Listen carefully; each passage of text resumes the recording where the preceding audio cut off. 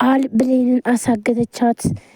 ብሌን መስማት የሌለባትን ነገርና እንዲሁም ደግሞ ወይዘሮ ሰላምን ለመግደል እንዳሰበችም ቃል ስታቅ በጣም ነበር የከበዳት። እናም ደንግጣ እቃውን ስትጥለው ብሌን እያዳመጠቻቸው እንደሆነም ቃል አወቀች።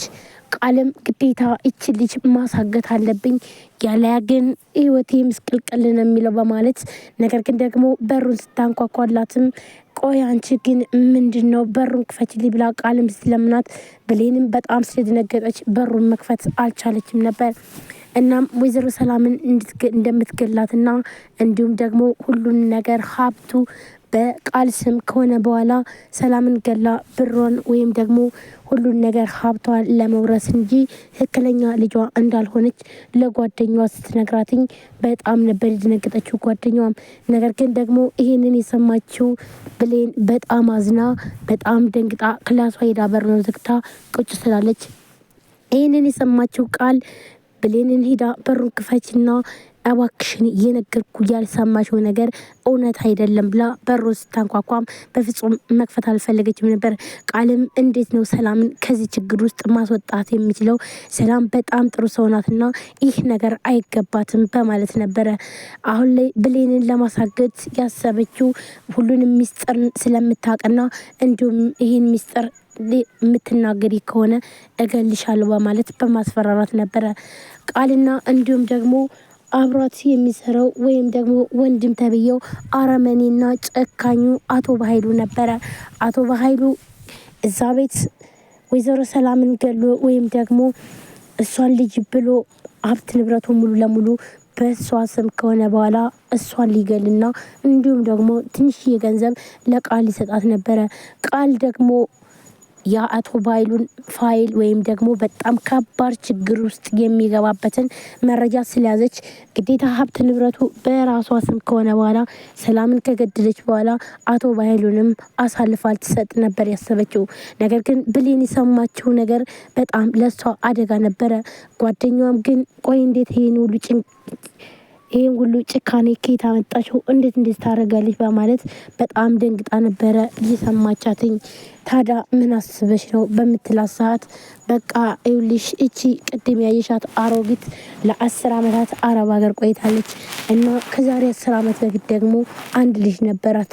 እናም አንድ አረመኔ ወንድም ስላላትኝ ስለዚህ ልጅ ነሽ ቅረቢ ብሎ የሚገርምሽ ነገር እዚህ ቤት እኮ እኔ የዚህ ሴትዮ ልጅ ነው የቀረብኩትኝ እና ታዲያ ምን አሰብሽ ብላም በምትጠይቃት ሰዓት በቃ እኔማ ያሰብኩትኝ በኋላ ላይ በቃ ሰላምን ገድዬ እንዳለ ሀብት ንብረቱን በራሴ ስም ከሆነ በኋላ የራሴ ማድረግና እንዲሁም ደግሞ ወንድሟን ዘብጥያ ማስገባት ነው የምፈልገው ብላ ስትል ይህንን የሰማችው ብሌን አስደንግጧት ነበረ።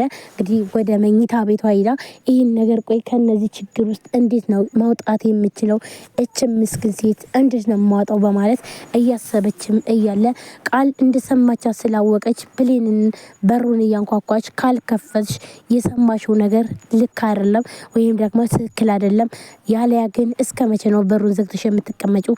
እገልሻለሁ በማለት እያስፈራራችም ቻትም ነበረ። ነገር ግን ብሌን ይህን ነገር በፍጹም በሩን ለመክፈት አልፈለገችም።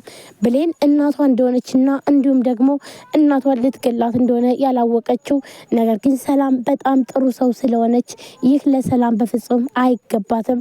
ነገር ግን ደግሞ ከነዚህ አረመኔ ሰዎች ጋር ሰላምን ማትረፍ አለብኝ እያለች በሯን ዘግታ ማሰብ ትፈልጋለች። ምክንያቱም ደግሞ ለሰላም ቀጥታ በነግራትኝ በፍጹም ይህንን እኔን ልታምነኝም አትችልም ከቃል ጋር ስለምንጣላ ስለምጠያት ነው ብላ ትላለች።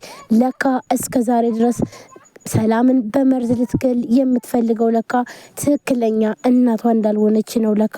ቆይ ግን ምን አይነት ጭካኔ ነው? ይህን ያክል እንዴት እንደዚህ ታደርግ ትችላለች? በማለት ነበረ ይህ ጓደኛዋ ወደዚህ በመምጣቷ ቃል በጣም ብትበሳጭምና እንዲሁም ደግሞ ነገሮችን ቢያከፋባትም ነገር ግን አሁን ላይ ብሌን ስለሰማቻትም በጣም ከብዷታል። ሰላም ጤና ይስጥልን ውድና የተከበራችሁ የቻናሌ ቤተሰቦች እንዴት ናችሁ? ደህና ናችሁ?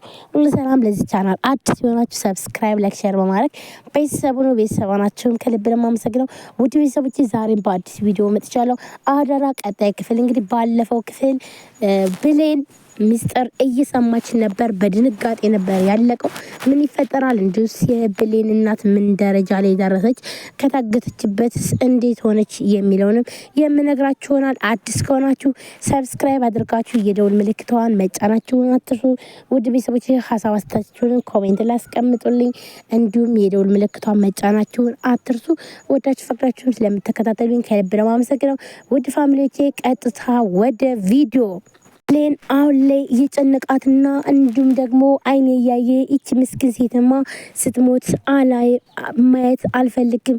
ለብዙ አመታት በአረብ ሀገር ተሰቃይታ መታ አሁን ደግሞ ልጅ ነኝ ብላ የቀረበችው ልጅ ለካ አይደለችም። ትክክለኛ ልጅ ስላልሆነች ነው ለካ እናቷን መርዛ ልትገልስ የነበረችው። ስለዚህ ይችን ሴትዮ ከዚህ ችግር ውስጥ ማውጣት አለብኝ ብላም ተወስናለች።